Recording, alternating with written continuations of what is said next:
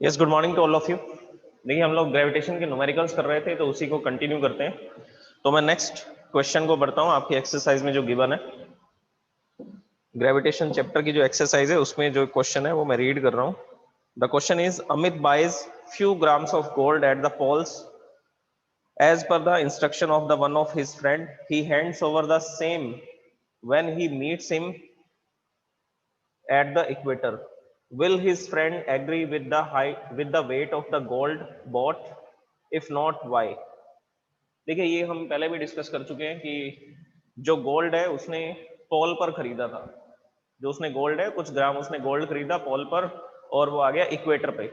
Equator पे आ गया तो वो बोल रहा है कि उसका जो वेट है वो तो चेंज हो चुका है। ऑब्वियसली वेट तो चेंज हो जाएगा ना, क्योंकि ग्रेविटेशनल एक्सेलरेशन जो होगा वो पोल पर ज्यादा होगा और इक्वेटर पर कम होगा। This is the equator line.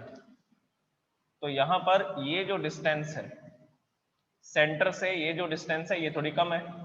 This is the radius towards the pole, ये पोल की तरफ रेडियस है। और ये रेडियस कौन सी है? This is the radius of the earth on the equator line. Equator line पे ये रेडियस होगी इसकी, ये इक्वेटर लाइन पर रेडियस है। This is the radius at the equator. Okay, तो ये डिस्टेंस कम होगी सेंटर से। अगर ये डिस्टेंस कम होगी सेंटर से तो यहां पर ग्रेविटेशनल एक्सेलरेशन जो है वो थोड़ा ज्यादा आएगा।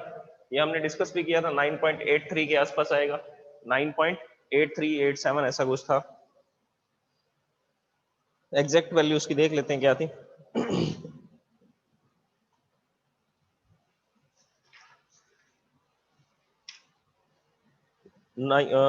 It will B 83।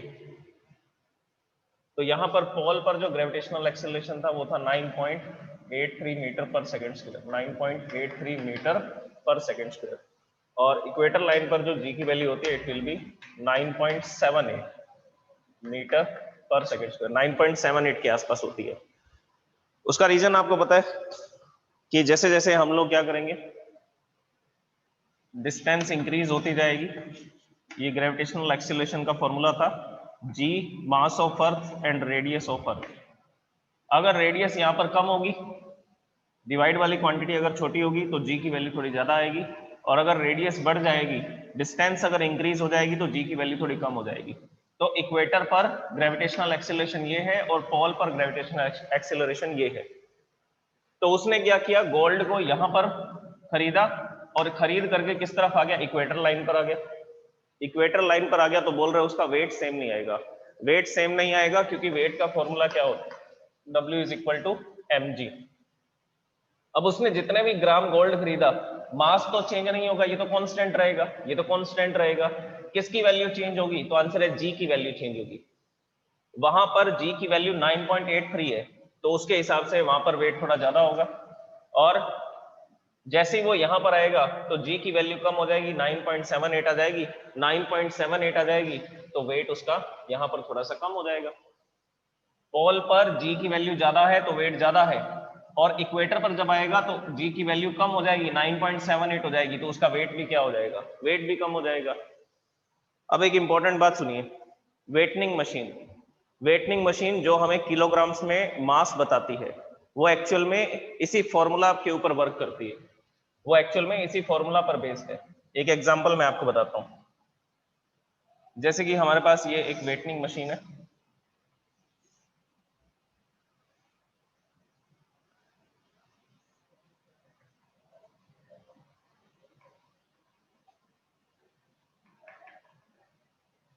ये हमने यहाँ पर एक वेटनिंग मशीन लगा दी।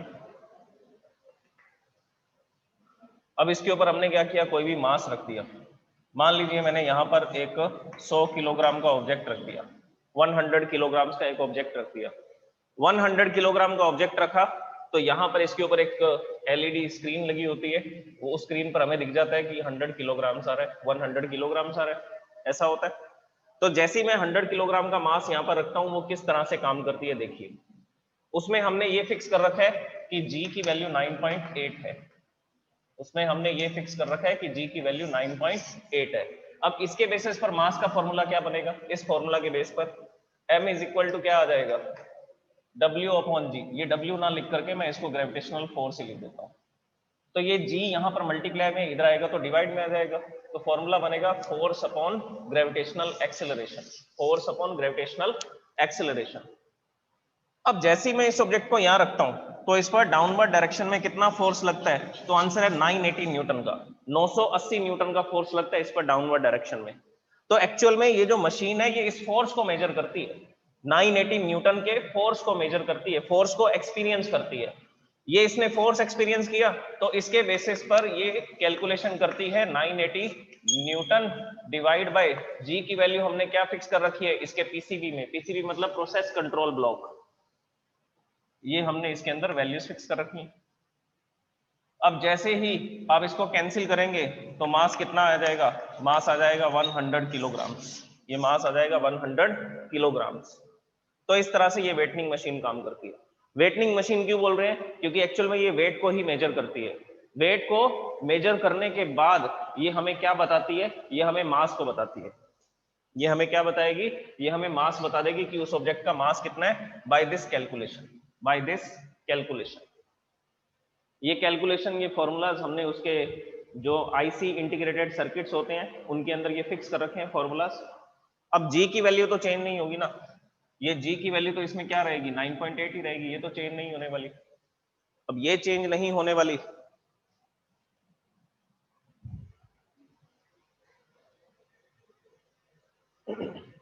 तो इस तरह से ये वेटनिंग मशीन काम करती है। ओके,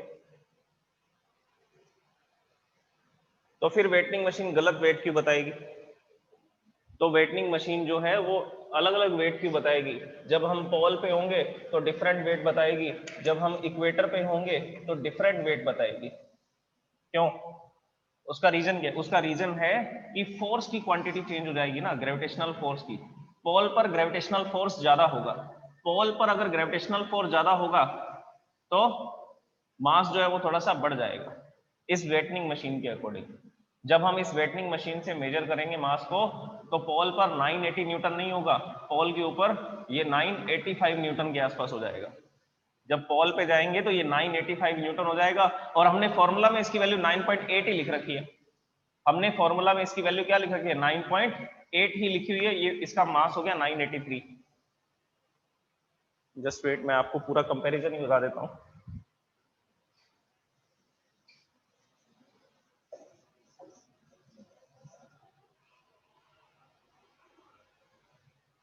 देखिए हमने मास का फॉर्मूला इस मशीन के अंदर फिक्स कर रखा है F अपॉन जी, और जी की जो वैल्यू है वो भी हमने इसमें फिक्स कर रखी है, that is 9.8 metre per second square. अब ये जो है ये वेटनिंग मशीन सिर्फ फोर्स को यहाँ पर लिखेगी और फोर्स को लिख करके हमें मास के बारे में बताएगी। तो सबसे पहले पोल पे बात करते हैं। पोल पर ये 100 किलोग्राम का मास कितना मेजर होगा, देखिए यहां पर इस केस में अगर हम पोल पर हैं, अगर हम पोल पर होंगे तो इस पर डाउनवर्ड डायरेक्शन में फोर्स लगेगा कितना 983 न्यूटन का, क्योंकि वहां पर ग्रेविटेशनल फोर्स ज्यादा होगा, क्योंकि डिस्टेंस कम हो जाएगी, ऑब्जेक्ट और अर्थ के सेंटर के बीच में जो डिस्टेंस है वो डिस्टेंस कम होने की वजह से ग्रेविटेशनल फोर्स थोड़ा बढ़ जाएगा। अब देखो ग्रेविटेशनल फोर्स तो बढ़ गया, लेकिन हमने फॉर्मूला में इसको 9.8 फिक्स कर रखा है। एक्चुअल में क्या होना चाहिए था, ये वेटनिंग मशीन को जब पोल पे लेके जाते ना तो इसको जी की वैल्यू 9.83 लिखनी चाहिए थी, तब ये कैंसिल होकर के फिर से कितना आ जाता, फिर से 100 किलोग्राम आ जाता, और हम बोल देते कि इसका मास अभी भी कांस्टेंट है। लेकिन ऐसा नहीं होगा, ऐसा नहीं होगा, उसका रीजन आपको पता है कि हमने जो भी यहाँ पर मशीनरी बना रखी है उसके अंदर जो इंटीग्रेटेड सर्किट लगे हुए हैं उसमें ये फॉर्मूला हमने फिक्स कर रखा है, और जी की वैल्यू 9.8 उसमें फिक्स है। अब आप उस वेटनिंग मशीन को पोल पे ले जाओ या इक्वेटर पे ले जाओ, उससे कोई फर्क नहीं पड़ेगा, जी की वैल्यू वो 9.8 ही पुट करेगा, क्योंकि हमने ऑलरेडी उसके अंदर ये सब फीड कर रखा है।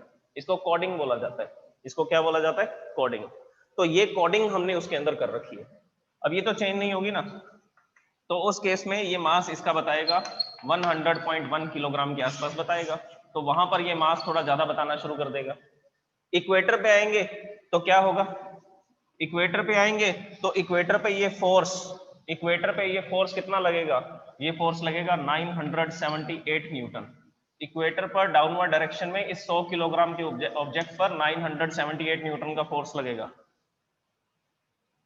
डिवाइड बाय तो 9.8 ही रहेगा हमारी कोडिंग के अकॉर्डिंग, जो भी हमने कोडिंग फिक्स कर रखी है इस वेटनिंग मशीन में।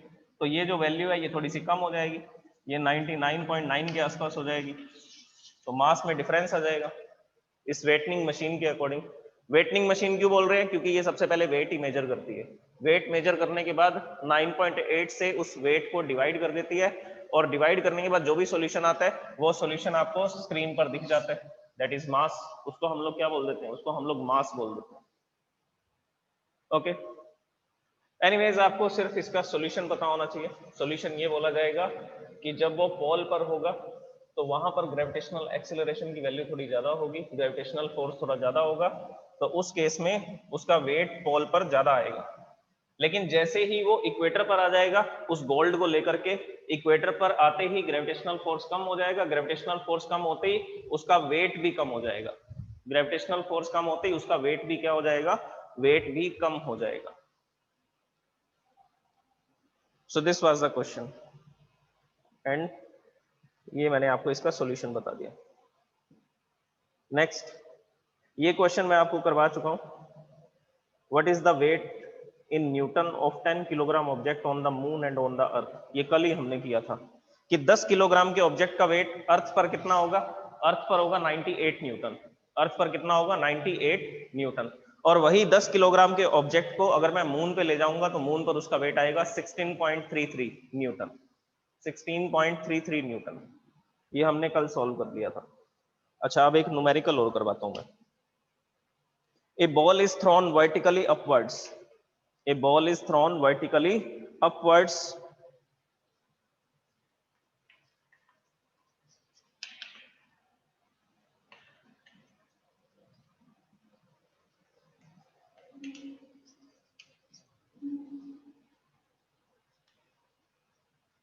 a ball is thrown vertically upwards with a velocity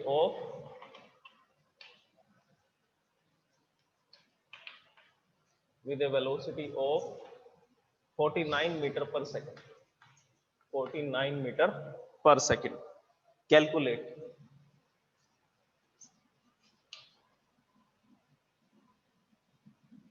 इसका फर्स्ट पार्ट है, the maximum height to which it rises.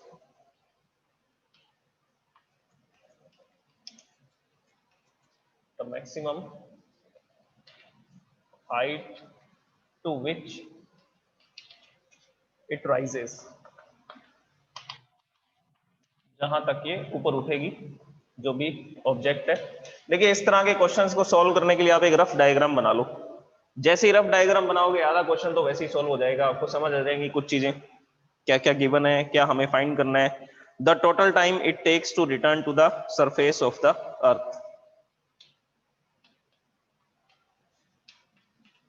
the total time it takes to return the, it takes to return to the surface of earth, to the surface of the earth, this is the question। अब इसका diagram समझ लीजिए पहले, फिर हम इसको solve करते हैं। डायग्राम मैं यहां पर बना रहा हूं, देखिए ये सरफेस है, एक ऑब्जेक्ट को अपवर्ड डायरेक्शन में थ्रो किया जा रहा है, वर्टिकली अपवर्ड डायरेक्शन में। तो ये फर्स्ट केस है जिसमें ऑब्जेक्ट को ऊपर की तरफ थ्रो किया जाता था। तो ये हमारा ऑब्जेक्ट है जिसको अपवर्ड डायरेक्शन में ऐसा थ्रो किया गया। अगर अपवर्ड डायरेक्शन में थ्रो किया गया तो हम इसको इनिशियल वेलोसिटी तो देंगे, और कितनी वेलोसिटी से थ्रो कर रहे हैं, so this is the initial velocity 49 metre per second, 49 metre per second, this is the initial velocity. A ball is thrown vertically upwards with a velocity of 49 metre per second. Okay, अच्छा, अब बाकी चीजें इसमें कुछ भी given नहीं है, सिर्फ एक ही चीज बता रखी है कि इसको 49 मीटर पर सेकेंड की स्पीड से हमने ऊपर की तरफ थ्रो कर दिया। बाकी कौन बताएगा, बाकी बताने की जरूरत नहीं है हमें, बाकी हम लोग फाइंड कर लेंगे। तो जैसे जैसे ये अपवर्ड डायरेक्शन में जाएगा तो मैक्सिमम हाइट पर जब ये पहुंच जाएगा तो इसकी फाइनल वेलोसिटी 0 हो जाएगी। तो ये क्वेश्चन में गिवन नहीं होंगे, ये हम पहले ही डिस्कस कर चुके हैं। तो जैसे जैसे ये अपवर्ड डायरेक्शन में जाएगा और एक मैक्सिमम हाइट पर जाकर के रुक जाएगा तो मतलब इसकी वेलोसिटी 0 हो जाएगी। ये किस में आ जाएगा, ये रेस्ट में आ जाएगा, ये रेस्ट में आ जाएगा।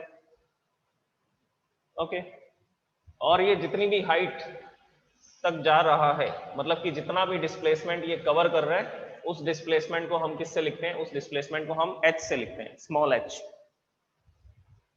ओके, और एक चीज और बोली इसने, मैक्सिमम हाइट फाइंड करनी है। ठीक है, हम लोग हाइट फाइंड कर देंगे।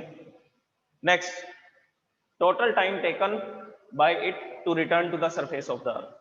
देखिए टोटल टाइम बता रहा है, टोटल टाइम पूछा जा रहा है आपसे। ये बोल रहा है कि ये जब ऊपर जाएगा तो इसको कुछ टाइम लगेगा, फिर वापस आएगा तो उतना ही टाइम लगेगा। क्यों उतना ही टाइम लगेगा, क्योंकि यहाँ पर ग्रेविटेशनल एक्सेलरेशन किस डायरेक्शन में काम करेगा, डाउनवर्ड डायरेक्शन में। और ग्रेविटेशनल एक्सेलरेशन की वैल्यू कैसी लिखनी पड़ेगी आपको, नेगेटिव, माइनस में लिखनी पड़ेगी आपको। क्वेश्चन में गिवन नहीं है, तो जब भी फॉर्मूलाज में पुट करेंगे तो -9.8 ही पुट किया जाएगा। ये डायग्राम मैं आपको पहले समझा चुका हूं कि ऑब्जेक्ट अगर अपवर्ड डायरेक्शन में जा रहा है तो फाइनल वेलोसिटी गिवन नहीं होगी, आपको 0 मानना है कि लास्ट में जाकर के ये रुक जाएगा मैक्सिमम हाइट पर जाकर के। ओके, और ग्रेविटेशनल एक्सेलरेशन जो है वो डाउनवर्ड डायरेक्शन में होगा, मोशन के अपोजिट डायरेक्शन में होगा। इसका मतलब इसकी वेलोसिटी पर सेकंड कम होती जाएगी, इसीलिए तो g की वैल्यू कैसे लिखी जाएगी, नेगेटिव लिखी जाएगी, विच विल बी -9.8। तो ये जो ग्रेविटेशनल एक्सेलरेशन यहाँ पर हम लोग लिखने वाले हैं इस क्वेश्चन के अंदर, जब भी इसकी वैल्यू पुट करेंगे तो क्या पुट करेंगे, -9.8। ओके, तो सबसे पहली बात ये बोल रहा है कि maximum height to which it rises. अब हमारे पास कितनी इक्वेशंस होती हैं, देखिए कुछ लोगों को ये सॉल्व करना आता होगा, लेकिन बाकी जो स्टूडेंट्स हैं जिनको ये समझ नहीं आ रहा कि कौन सी इक्वेशन लगानी है, तो उसके बारे में समझिए। हमारे पास 3 इक्वेशन है, v is equal to u plus g t, h is equal to u t plus half g t square. Last equation is v square is equal to u square plus 2gh। अब देखिए first equation से तो possible नहीं है, maximum height h निकालना है, displacement निकालना है, तो डिस्प्लेसमेंट फर्स्ट इक्वेशन में तो आता नहीं है, तो ये इक्वेशन तो काम नहीं आएगी। सेकंड इक्वेशन लगा सकते हैं, तो सुनिए कैसे पता लगेगा सेकंड इक्वेशन लगा सकते हैं या नहीं लगा सकते। आप इसमें देख लीजिए कि बाकी क्वांटिटीज आपको पता है क्या। यस, ये 49 गिवन है, टाइम हमें पता नहीं है, g की वैल्यू -9.8 है, फिर यहाँ पे टाइम आ रहा है, ये टाइम हमें पता नहीं है, तो सेकंड इक्वेशन को हम यूज नहीं कर पाएंगे। डिस्प्लेसमेंट निकालने के लिए, हाइट निकालने के लिए हम सेकंड इक्वेशन को यूज नहीं कर पाएंगे, क्योंकि इस इक्वेशन के अंदर टाइम आ रहा है और टाइम इस क्वेश्चन में गिवन नहीं है, वो तो पूछा गया है, तो ये इक्वेशन भी यूज नहीं कर सकते, क्योंकि इसमें 2 अननोन क्वांटिटीज है, एक ये वाली अननोन क्वांटिटी है, दूसरी अननोन क्वांटिटी है टाइम। तो अगर 2 अननोन क्वांटिटीज होंगी तो हम इस इक्वेशन को यूज नहीं कर पाएंगे। थर्ड इक्वेशन में देखिए, फाइनल वेलोसिटी 0, ये मैंने अभी डायग्राम में लिखा, फाइनल वेलोसिटी 0 है। Initial velocity is given 49 metre per second, 49 की स्पीड से इसको थ्रो किया जा रहा है। तो जी की वैल्यू है -9.8, तो ये क्वांटिटी हमें पता है, ये भी पता है और ये भी पता है, क्या फाइंड करना है, h फाइंड करना है, तो कर देंगे। तो इस इक्वेशन के अंदर 4 क्वांटिटीज हैं, जिसमें से हमें 3 क्वांटिटी पता है, तो हम चौथी क्वांटिटी को फाइंड कर सकते हैं। तो आइए करते हैं, कौन सी इक्वेशन लगाएंगे, थर्ड इक्वेशन ऑफ मोशन। तो थर्ड इक्वेशन ऑफ मोशन से ये सॉल्व होगा। So here I am writing the solution.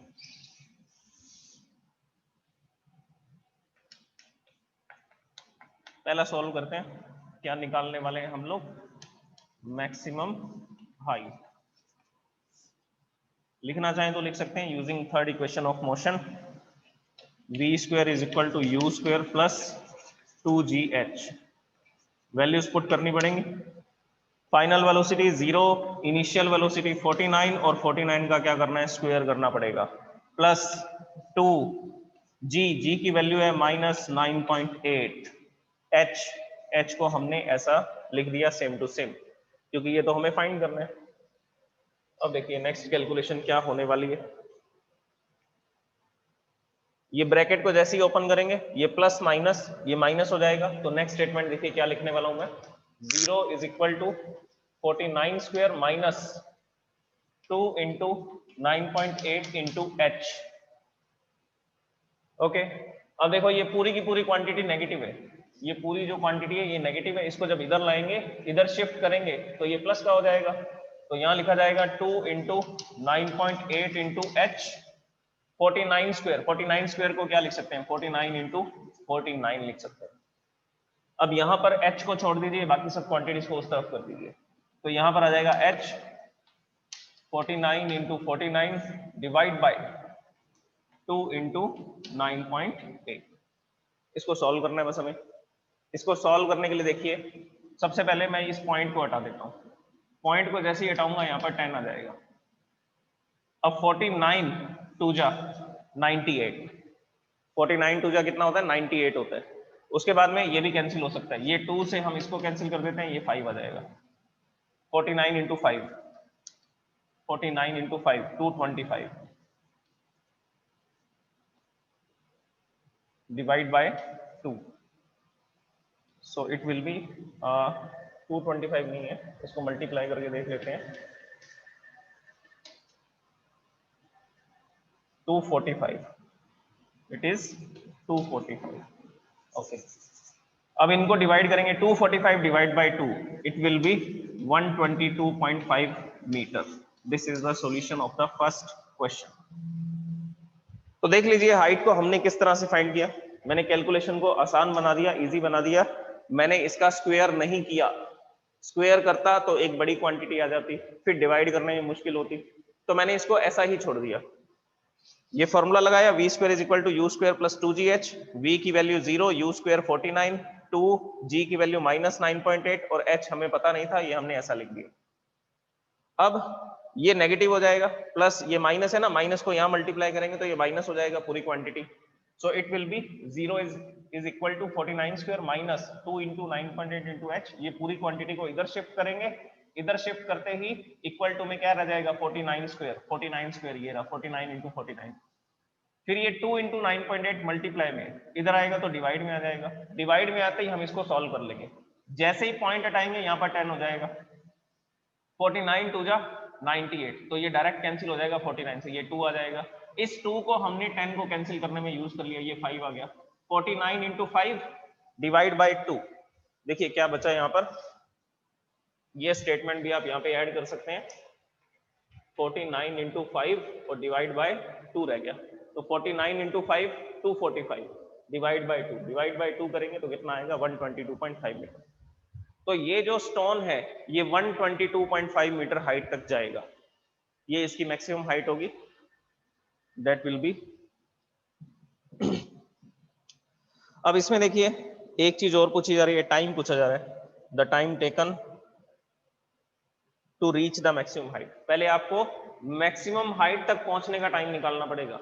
अब जितना टाइम इसको यहां तक जाने में लगेगा, जब ये फ्री फॉल करेगा वापस नीचे की तरफ गिरेगा, उतना ही टाइम इसको दोबारा लगेगा। तो अगर इसको 5 सेकंड यहां तक जाने में लगते हैं तो वापस गिरने में भी इसको 5 सेकंड ही लगेंगे। क्यों? क्योंकि एक्सेलरेशन तो 9.8 ही रहेगा ना। पहले माइनस 9.8 होगा, वेलोसिटी माइनस 9.8, मतलब कि 9.8 9.8 9.8 डिक्रीज होती जाएगी और 5 सेकंड बाद इसकी वेलोसिटी 0 हो जाएगी। फिर दोबारा गिरना शुरू करेगा तो 1 सेकंड बाद इसकी वेलोसिटी 9.8 हो जाएगी, फिर 19.6, ऐसा बढ़ते बढ़ते 5 सेकंड तक 49 की स्पीड से फिर से इसको स्ट्राइक करेगा, ग्राउंड को स्ट्राइक करेगा। तो जितना टाइम इसको मैक्सिमम हाइट तक जाने में लगेगा उतना ही टाइम इसको वापस आने में भी लगेगा। तो हम जस्ट उसको डबल कर देंगे। You can take the screenshot of this solution. Screenshot लेने तो ले सकते हैं, अदरवाइज जो मैंने आपको नोट सेंड किए पीडीएफ फाइल, उसमें इसका सॉल्यूशन लिखा हुआ है। अब सेकंड में इसको सॉल्व करता हूं, इसका सेकंड पार्ट। टाइम निकालना है तो फर्स्ट इक्वेशन से हो जाएगा, लेकिन सबसे पहले मैं कौन सा टाइम निकालूंगा, the time taken to reach the maximum height. इसमें सबसे पहले मैं क्या फाइंड करने वाला हूं, इसको सेकंड नहीं लिख रहा हूं अभी, मैं मैक्सिमम हाइट तक पहुंचने का टाइम निकाल रहा हूं। Time taken to reach maximum height, maximum height तक जाने के लिए कितना टाइम लगेगा। तो हम इसके लिए फर्स्ट इक्वेशन यूज कर लेते हैं।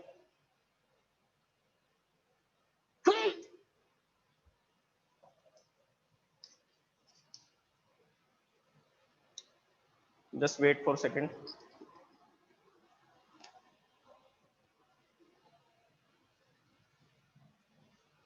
ओके, तो हम इसके लिए first equation of motion use कर रहे हैं, v is equal to u plus g t. v final velocity 0, initial velocity 49 plus g की वैल्यू है -9.8।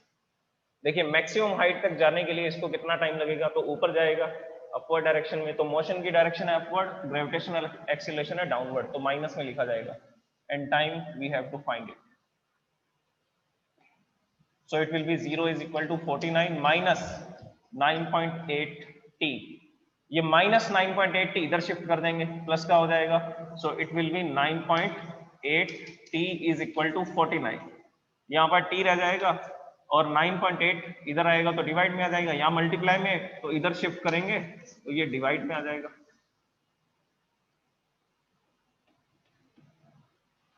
इसको सॉल्व करोगे सो इट विल बी 5 सेकेंड्स।